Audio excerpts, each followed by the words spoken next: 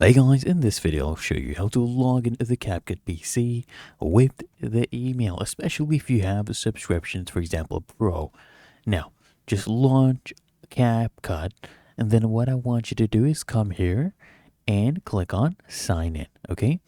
And it will open up this pop-up, and once this loads up, you'll be able to select from different options.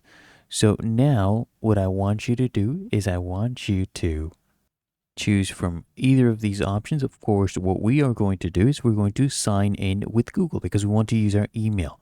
Click on sign in with Google. It will open up a link on your browser. Okay. And now what I want you to do once this loads up, we will be choosing our Google account to sign in with. You'll see all your Google accounts. Choose the one you want to sign in with. Let's say this one right here. You click on it, and if you hadn't already, you need to allow these permissions. So I want you to click here on continue, and then I want you to allow all the permissions and click on open CapCut. Okay. Now, as you can see, it says a login status. It has been successful. So that's the state.